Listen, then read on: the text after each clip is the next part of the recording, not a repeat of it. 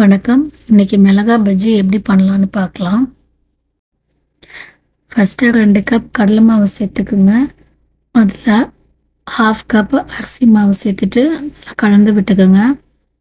அது கூட 2 டீஸ்பூன் மிளகாத்தூள், 1 டீஸ்பூன் உப்பு இதெல்லாம் சேர்த்துட்டு, கொஞ்சம் பெருங்காயம் இதெல்லாம் சேர்த்துட்டு, கொஞ்சம் கொஞ்சமாக தண்ணி சேர்த்து கலந்து விடுங்க. கொஞ்சம் கொஞ்சமாக தண்ணி சேர்த்துட்டு, நல்லா தோசை பேட்டர் அளவுக்கு கலந்து விட்டுக்கோங்க.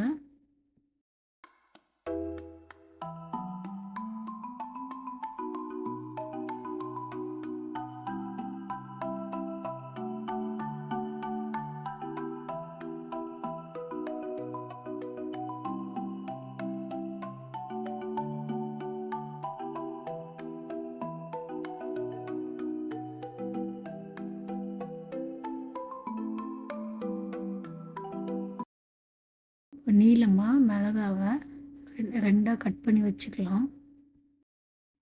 இப்போ எண்ணெய் காஞ்சிருச்சு. எண்ணெய் காஞ்சதும் இதில் வந்து சூடான எண்ணெயை 1 டீஸ்பூன் வந்து அந்த மாவில் சேர்த்துக்கலாம். ஸோ அதனால் எண்ணெய் குடிக்காமல் இருக்கும்.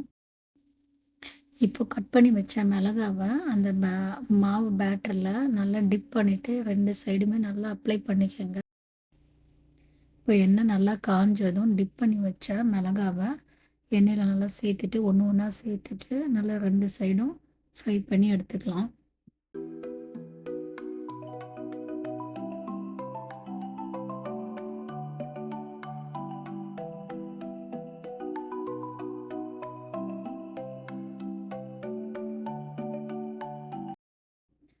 சூடான சுவையான மிளகாய் பஜ்ஜி ரெடி ஆயிடுச்சு.